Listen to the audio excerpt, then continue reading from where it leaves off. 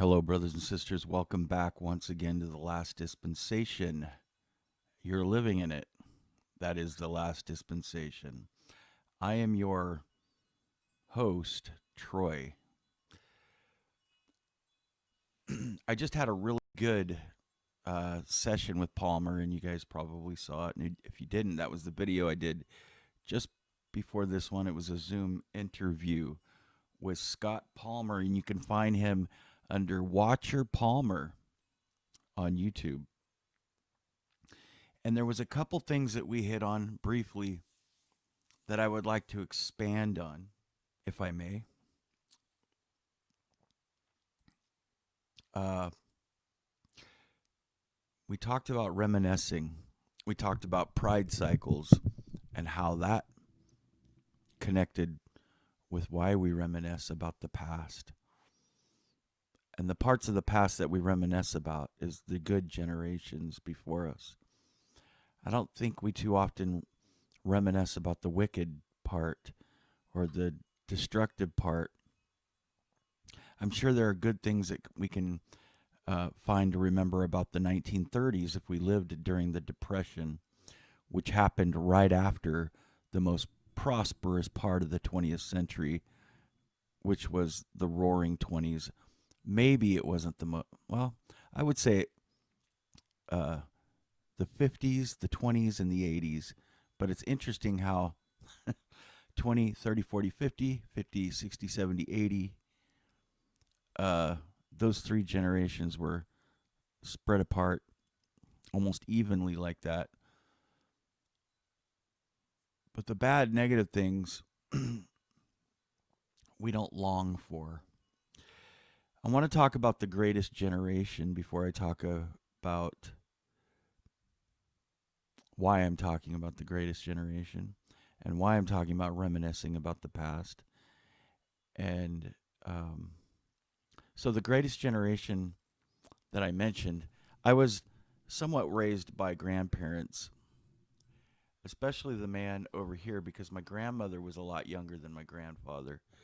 But my grandfather was born in 1916, 1916. He was from Dothan, Alabama, and he fought in World War II. My great grandfather fought in World War I, his dad, and my great great grandfather was in the Civil War. So I have pretty old generations that I'm connected to very closely.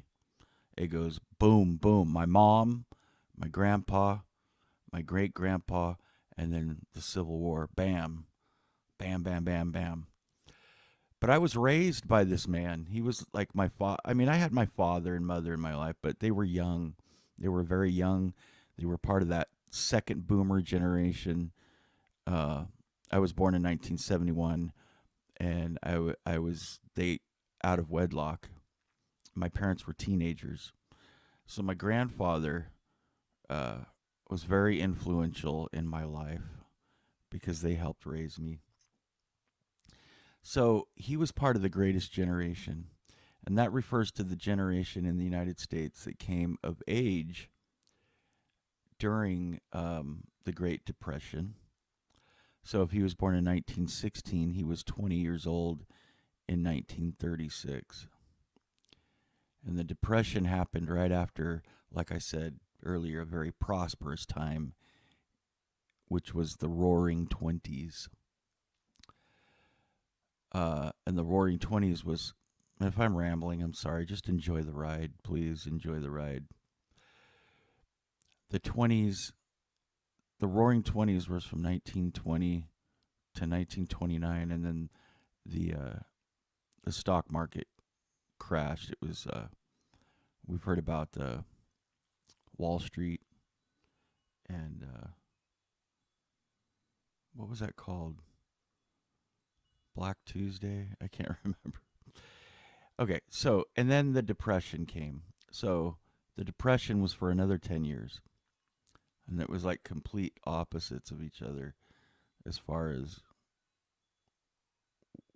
what they were experiencing. Good times in the 20s and the 30s. It was horrible. That was the Great Depression, and later um, fought in World War II. So the greatest generation are also sometimes called the GI generation or the World War II generation. They preserved through the difficult times brought on by economic stress and war. The result was a generation that knew how to withstand hardship and built a better world because of it. Members of the greatest generation were born in the 1900s to the 1920s, like I said. There's not any universal cutoff, uh, but some sources have defined the greatest generation as people born from 1901 to 1927 or 1901 to 1924. So their parents were likely part of the lost generation. Many also had children in the baby boomer generation. Why am I bringing all this up?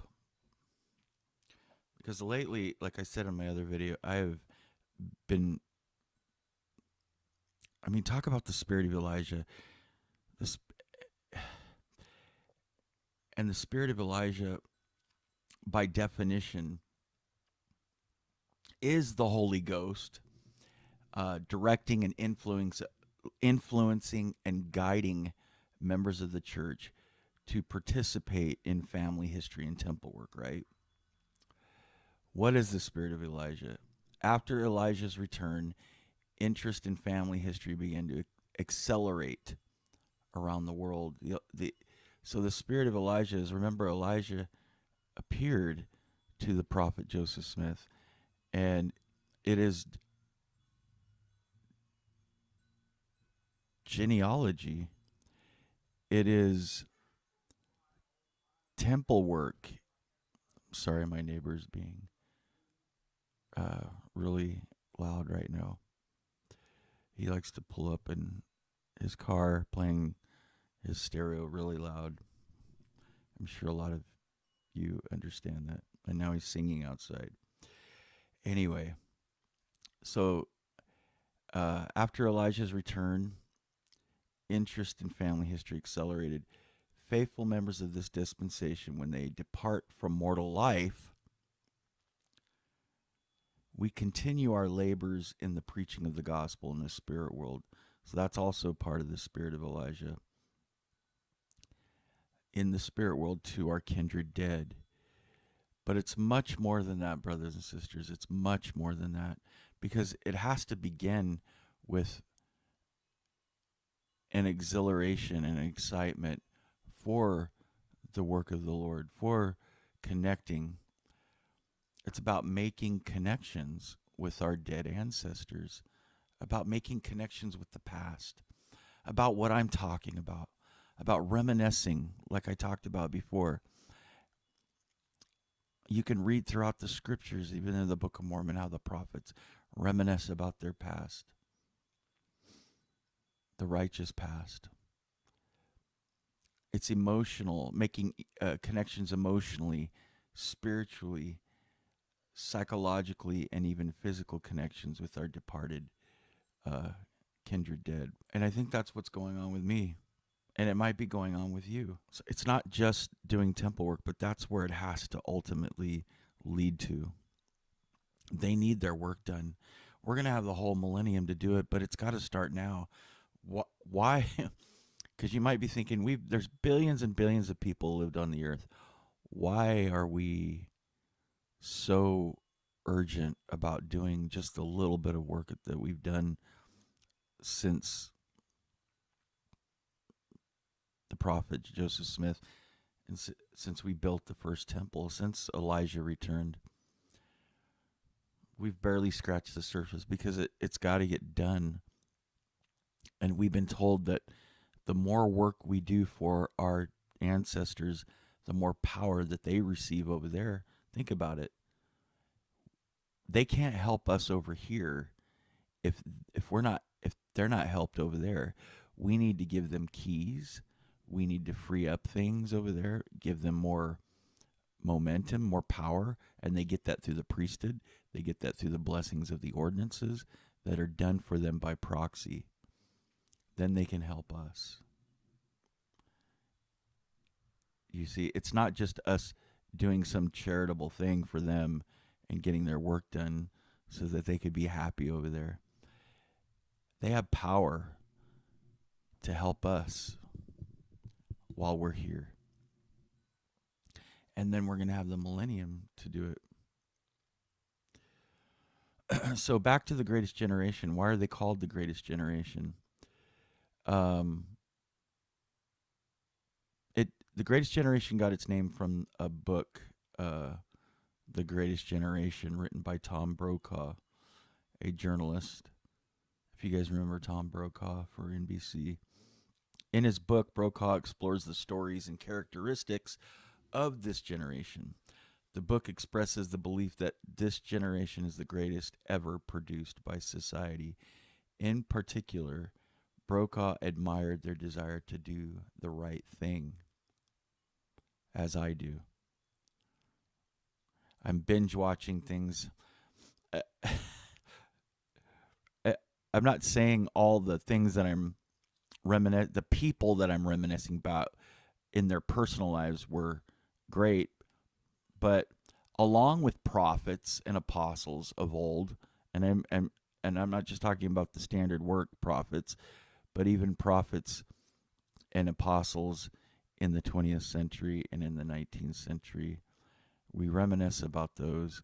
We reminisce about people that weren't so great, like Frank Sinatra, Johnny Carson. I've been the reason I mention these people is because they were a part of something else that I was growing up with. My grandfather listened to Dean Martin and Frank Sinatra, the music, and so we make that connection with those icons of a different generation that we grew up in. Um, and I find myself binge watching different programs on YouTube that we don't have anymore because not because those in itself were good, and I'm not saying in these people's private lives they were perfect people. They weren't, but they weren't necessarily really bad or wicked people. They were human beings. But that generation as a whole had a different outlook on life, as did people in the Pride cycle. Uh, that generation's childhood was marked by economic success and technological advancements such as the radio and telephone. This success was in stark contrast with their later years, which were marked by economic toil when the Great Depression hit as a result of the 1929 stock market crash. The Depression lasted roughly a decade and resulted in a 25% unemployment rate. My dad's dad was a little bit younger than my mom's dad, and he would talk about the Depression a lot. He grew up in Oklahoma during the Dust Bowl and came out just here to Central California, where I live today, and worked in the cotton fields and in the picking lettuce and cotton and other agriculture. Worked in orchards, lived in work camps.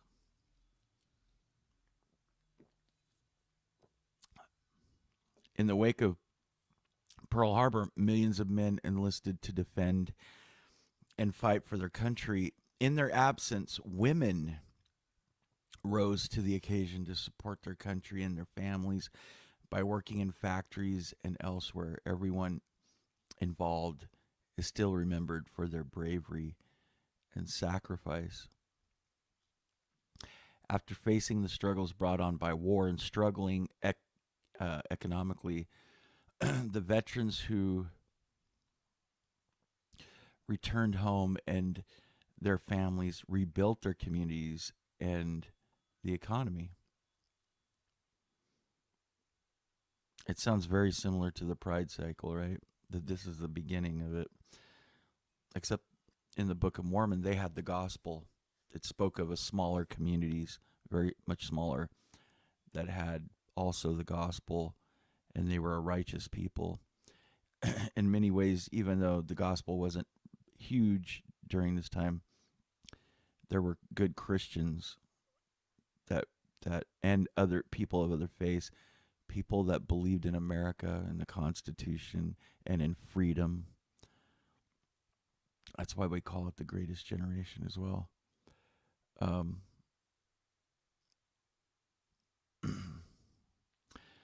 the economic turmoil of the Great Depression profoundly impacted uh, this generation, leaving its members with the desire to end poverty and create economic opportunities.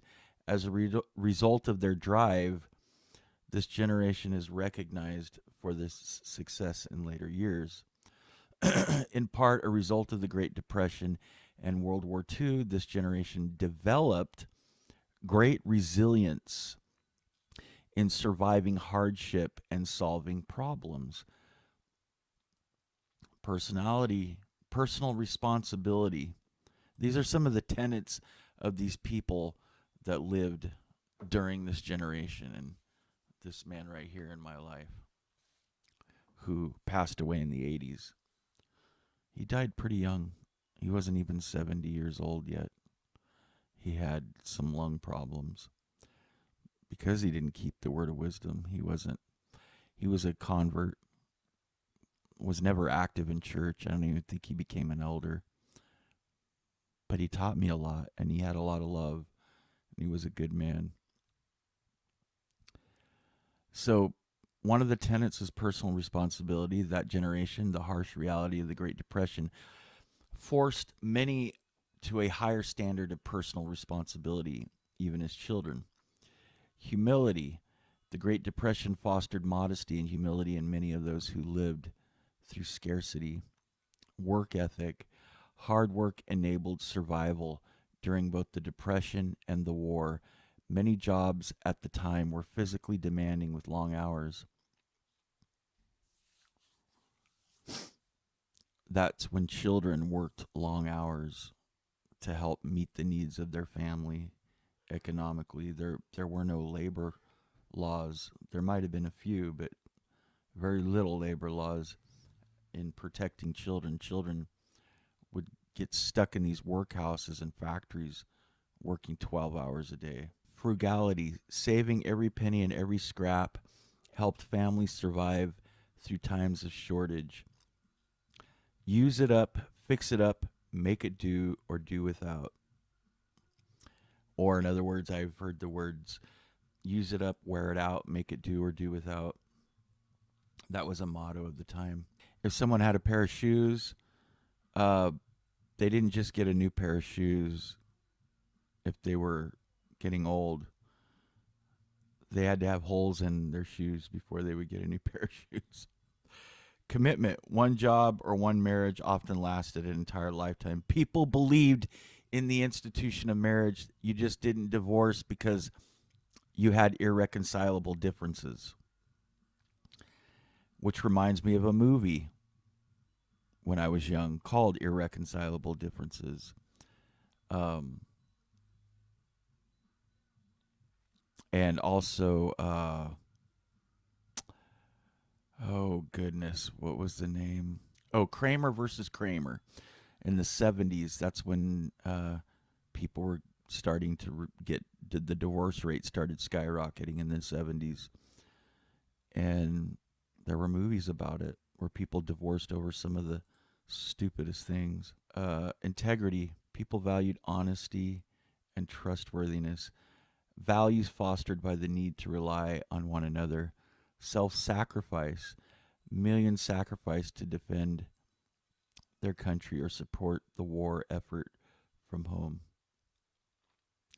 So I brought up the pride cycle for a reason, because I think a lot of the righteous Nephites and Lamanites, um, it was the generations after them that were the spoiled brats, that they probably were experiencing prosperity without experiencing the hardships that the generation before them experienced. So they didn't appreciate in the same way the all of those tenets that I mentioned, they couldn't foster them the same way.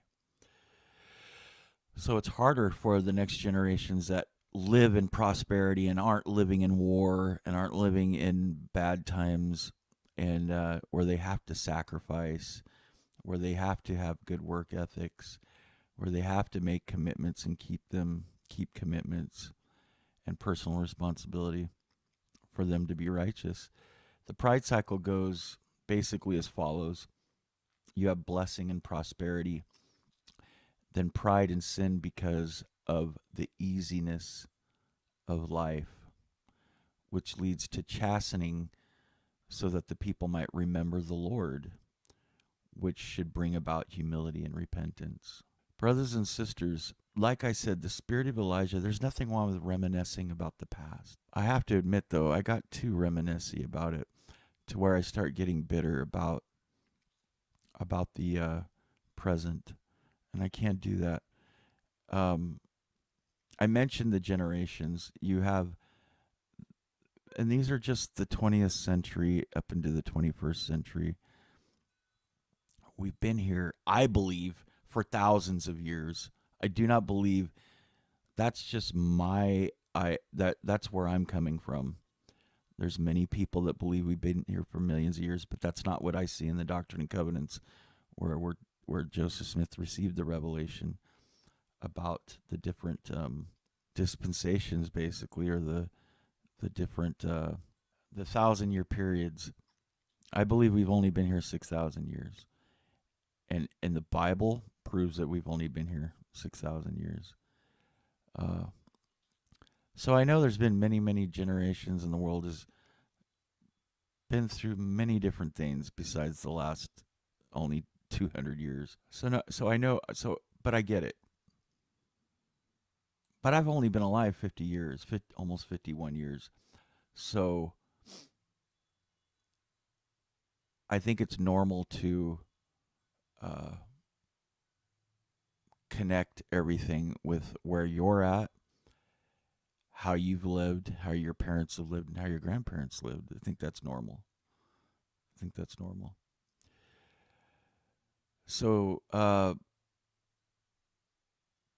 not very many people are alive from the greatest generation anymore.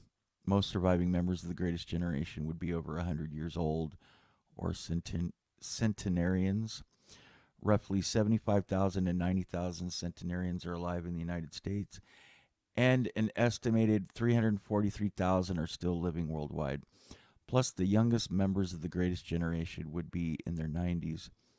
Many veterans of World War II were part of the greatest generation in the United States. Around 300,000 and 390,000 World War II veterans are still alive. Long story short, this generation lives on. I don't know why I did this piece, but I think it's because it's been something that I'm reading books by prophets and apostles. I'm reading biographies. Uh, I'm not going to get into the details, but I and not just about spiritual leaders, but comedians, entertainers of the past, because I think I yearn for righteousness, not just in the Church of Jesus Christ, but a righteous society. We will have a utopia, but it will be with the Lord Jesus Christ, and there will be good people on the earth. We will have this come back, and maybe even before the second coming. It looks like generation. So, okay, you've got the greatest generation.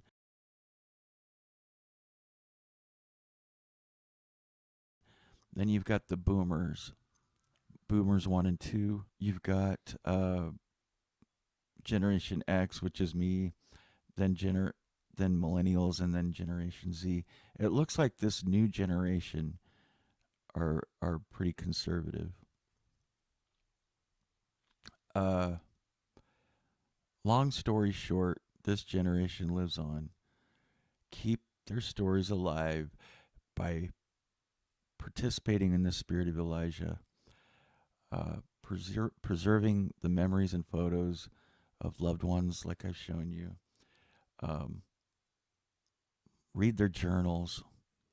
And if you don't have journals, keep your own journals. Keep a journal.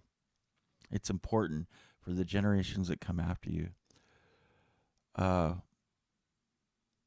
don't be depressed that we don't live in a generation like that right now. But remember, the spirit of Elijah affects everyone in different ways. It starts with, you can see it everywhere. Not just members of the church, but people that aren't members yet.